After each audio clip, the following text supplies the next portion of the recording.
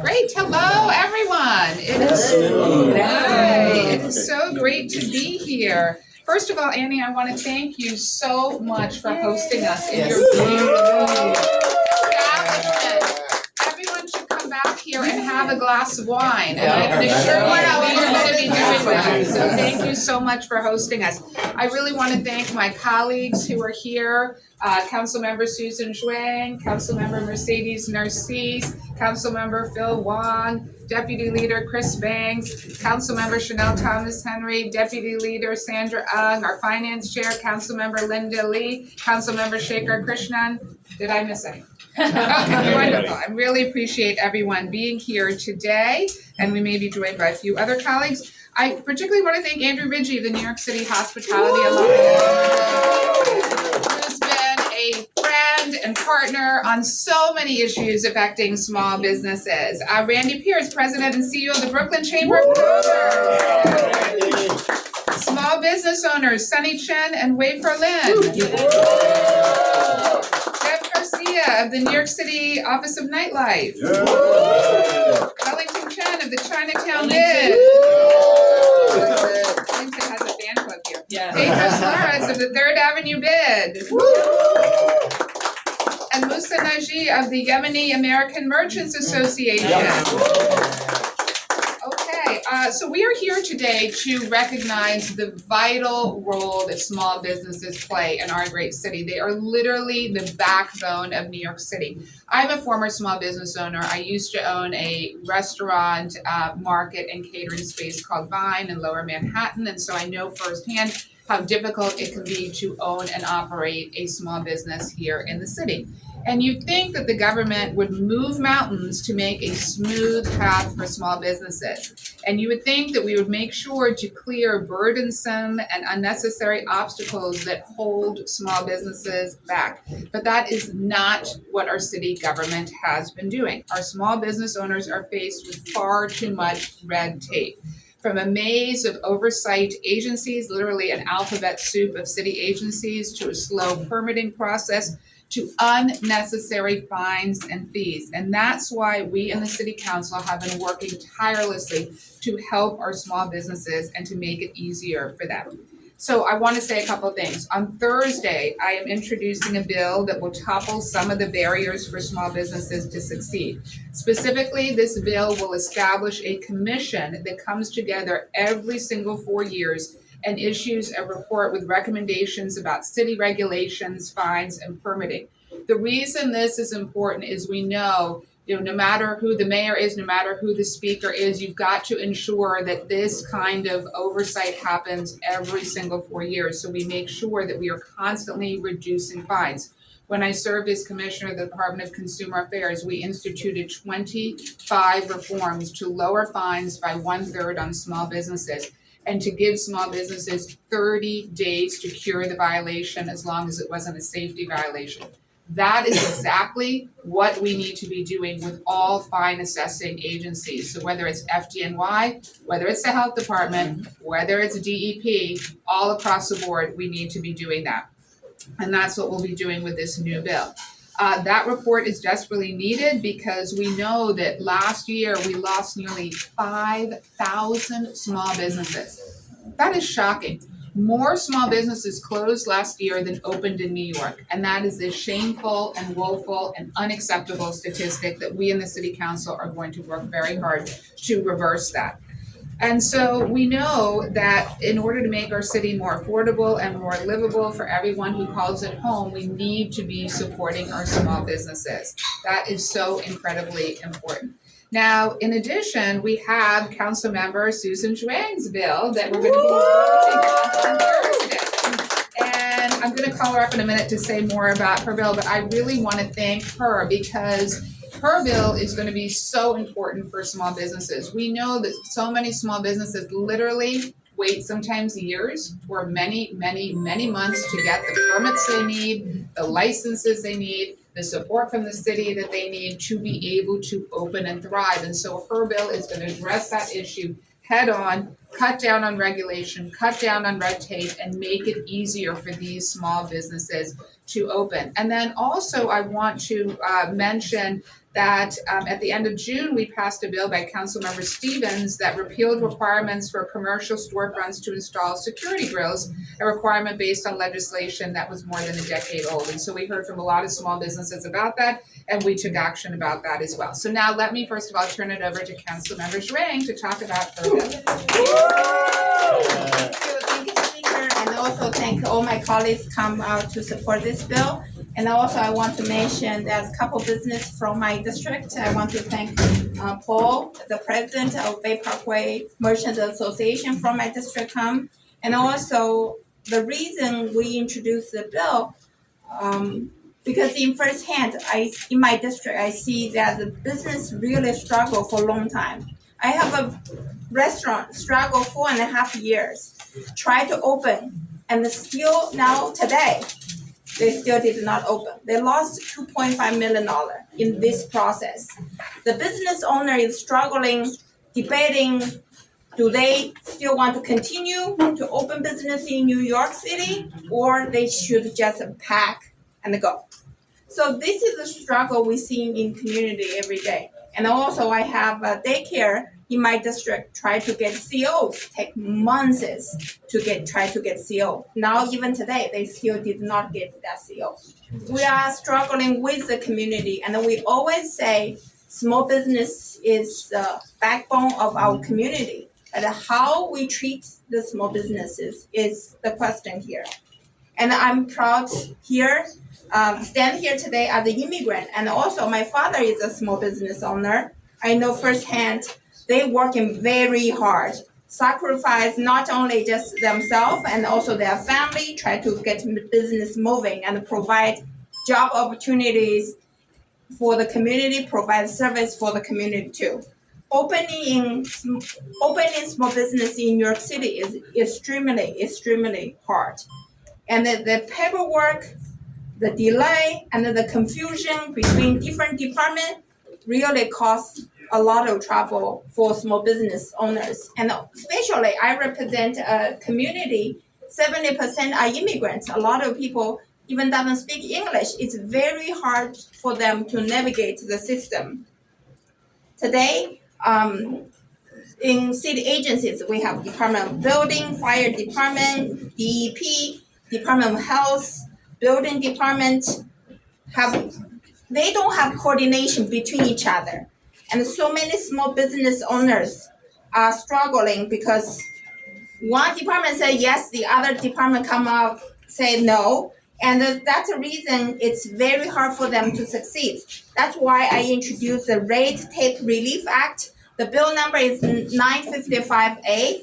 And also the bill will create a new program and a model after new business acceleration team by bringing city agency together. So they're going to reduce the unnecessary delay and help business open faster. The program will prioritize restaurant and the childcare program while giving the city and the ability to expand support to other type of business. Like I actually have in my district, we have a laundry did not pass the FDNY inspection. Yes. And then they have to close down for half year just to wait FDNY come back and inspect again.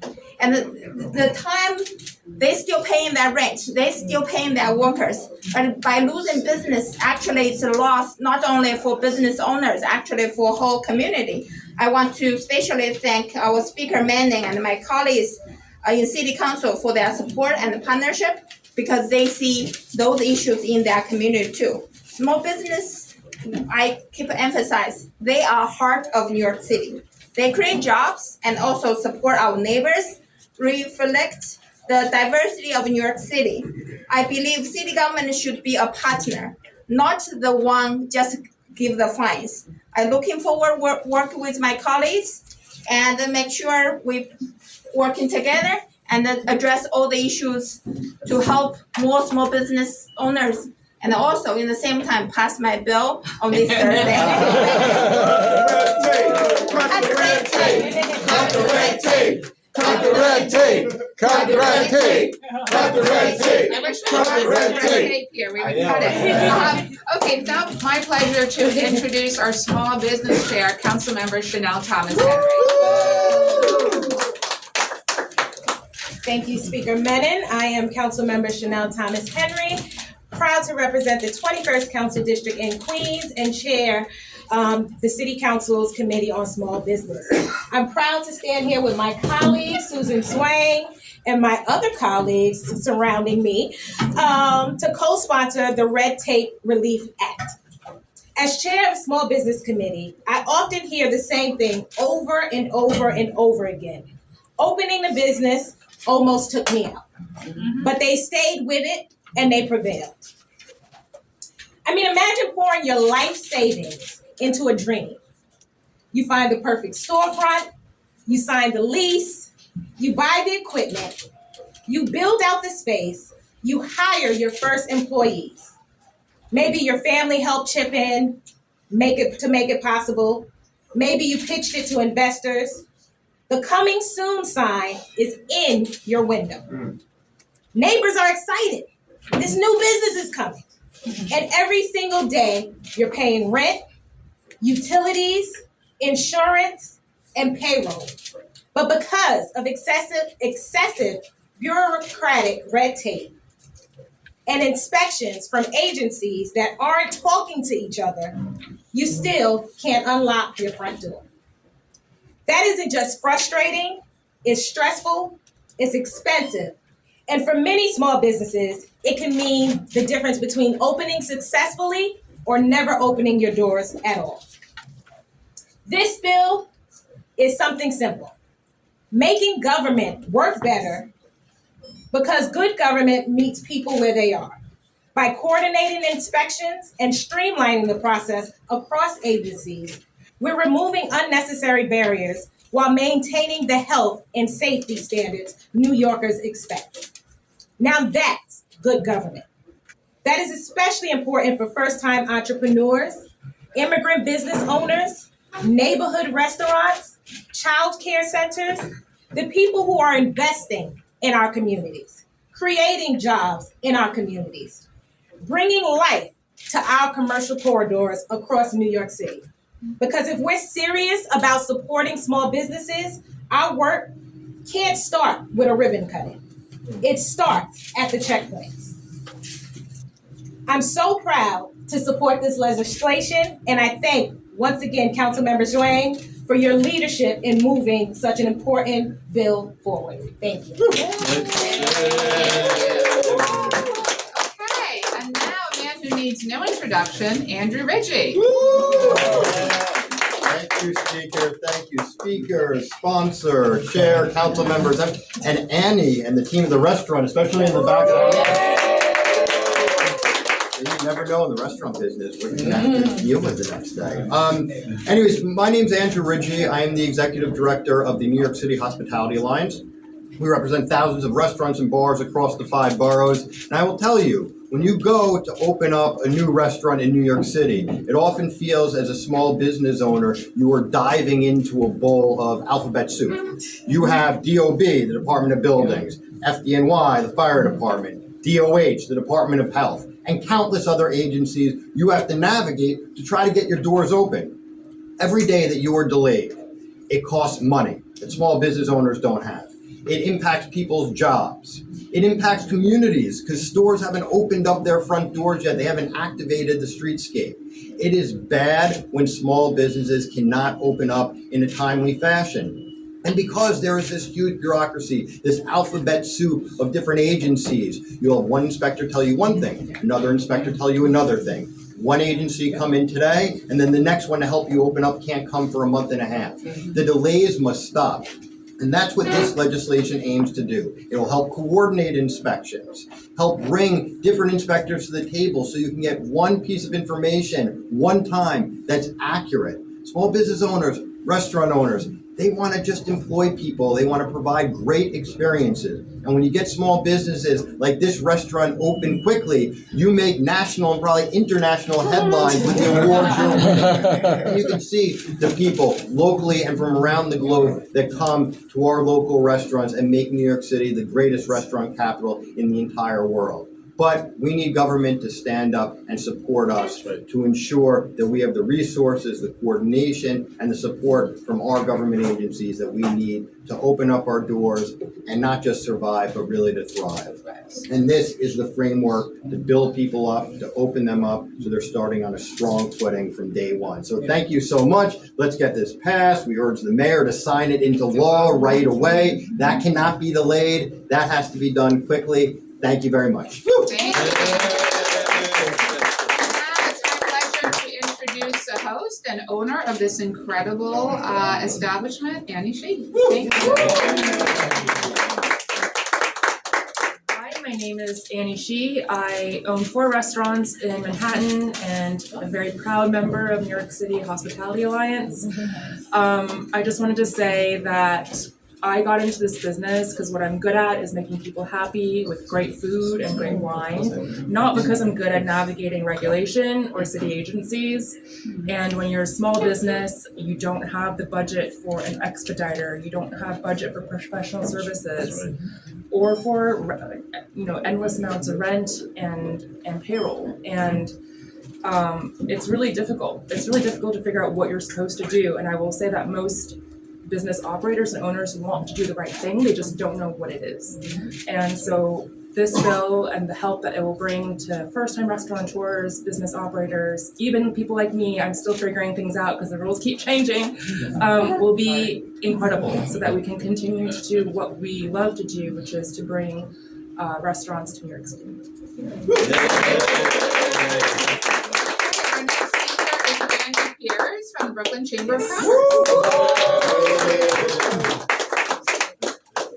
Actually, you shouldn't need an expediter to open a business, so let's be clear on that. A well-capitalized small business is a contradiction in terms. Most small businesses are bootstrapping it to get the doors open. So, the notion that a few month delay here or there can make a difference, that's real. That's absolutely real. And we see so many businesses that can't open their doors or miss the opportunity to open up when they need to open up, prime market time, for example, in the summertime, just because of a lot of the different uncoordination between the city agencies. I will say this, and I'll keep it brief. We just had the roll down gate repealing. This is becoming a prolific month for small businesses in a good way.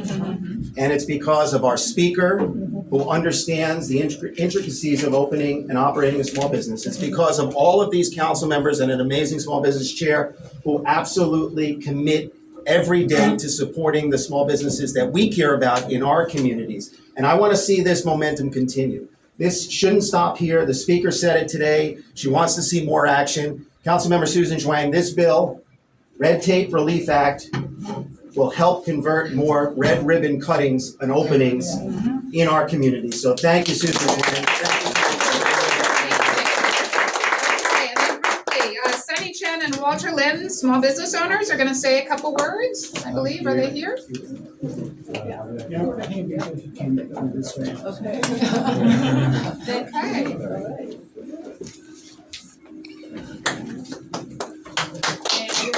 Hi everyone, good morning. My name is Wei-Fer Lin. I am one of the owners in Man Asian Fusion, a restaurant in 2006 Surf Avenue at Coney Island.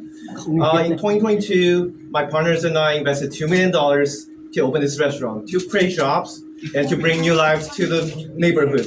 4 years later, we still cannot open, not because of construction, not because of staffing, because we cannot get our gas service approved.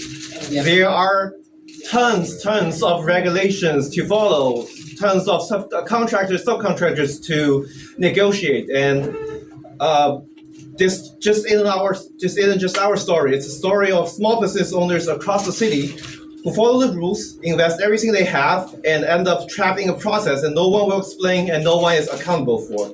We're not asking for a shortcut. We're asking for the city to make this process simple and transparent so that business owners know what is required, how long it will take, and who to go to when things stall. Thank you. Thank you. Okay, and our last speaker is Wellington Shen. Wellington. You're busy taking pictures. Okay, all right. Wellington, not you. Okay, Wellington, there's Wellington. Hi, Wellington. Good thing I didn't eat Wellington too and I have much. worked together for almost 25 years. Yes, Wellington, great to meet you. Really, thank you so much. There's no better small business representative at the city council than our speaker. I am so delighted, these are all the creme de la creme of New York City. Really speak to me, I'm preaching to the choir.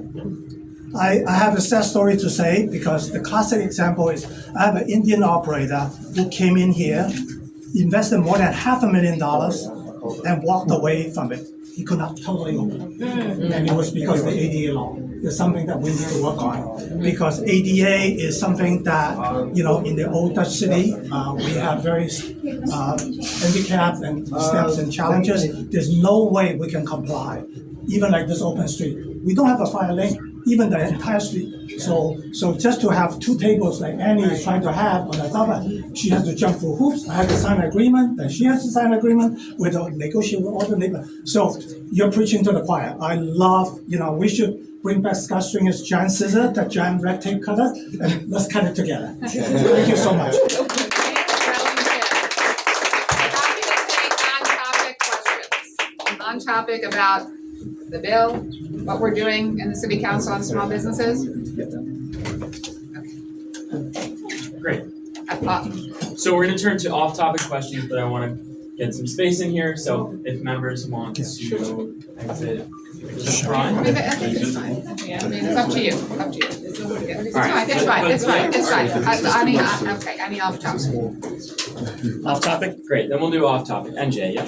Yeah, good afternoon. Hi. You may be aware that additional buildings have tested positive on the PCR test for Legionella. Does that concern you, Madam Speaker? If so, what should be done? Yes, I'm very concerned. I think you know that I have been very critical about the health department's handling of this Legionnaire's disease. It's very upsetting. From the get-go, they should have mandated that the buildings disinfect rather than wait. They're continuing to wait for the test results to come back positive to order the disinfecting. So each and every day that goes by, more and more people are getting sick. We're now up to 59 cases. I wrote a very strong letter to the health commissioner several days ago. I've spoken out at every single town hall we've had on this, saying, why are you continuing to wait? They should have ordered the disinfecting of every single tower from the beginning rather than wait for these to come back. In addition, they should disclose where the epicenter is. They have known where the epicenter of this cluster is for over 1 week and yet have failed to disclose it. And third, only this weekend did they disclose the addresses of the 31 buildings in my district and on the east side of Manhattan that have tested positive. Why weren't they disclosed from the get-go, from day one? So for all of these reasons, I am very critical of the health department's handling of this. Have you spoken with the health commissioner recently, within the last Yes. 48 hours? Yes, I speak to him all the time and we're doing another town hall tonight. They still are failing to do what I've asked from the get-go, which is proactively order the building owners to disinfect. By the way, it's not difficult, nor is it expensive to disinfect. It is a very simple, straightforward process. Every hour and every day that has gone by since this crisis started that the health department has failed to proactively order the disinfecting means another resident in my district is sick. And let's be clear, we have a very high population of seniors on the east side of Manhattan who are deeply susceptible to contracting Legionnaires and to potentially dying from it. It's a 10% fatality rate. So this is literally a matter of life and death. It is unacceptable, inexcusable, unconscionable. Ally said yes. Hi, Speaker, back here. Hi. Jumping off of NJ's question, building owners with cooling towers are supposed to be checking and testing every 31 days. So Right. is what we're seeing now meaning that the city is not following up on those? And who should be following to make sure those building owners are testing every 31 days? So the council passed a law last year, sponsored by Councilmember Schulman, that ordered that buildings every 31 days would need to proactively test in the summer months. That bill went into effect on May 8th. What we have seen is that a significant number of buildings were not compliant. It does not appear that any fines were ever assessed by the health department against any of those non-compliant buildings. This is a serious, serious issue. So I am also very disappointed over the lack of enforcement that the health department has taken over this new city council bill, What is the fine, do you know? between $2,000 and $4,000. Anyone else? I do have an additional off-topic question, if I may. You may be aware that Mayor Mamdani announced the formation of these PIT teams, which are intended to go into the city systems and find more efficient ways for New Yorkers to access city services online. If you're not aware, I can explain a little more. I imagine you are. What's your reaction to that? Look, we always want to increase ways for New Yorkers to interact with city government online. As I was coming into this press conference, I was thinking about the fact that 2 years ago, the council passed my bill to create a one-stop shop portal for small businesses so that online they could obtain licenses and permits and handle all of their interactions online. That bill has actually not been fully implemented. Anything we can do to increase the availability of that online interaction for New Yorkers is a step in the right direction. Great, thank you, everyone. Thanks very much. Great, thank you so much. Thank you.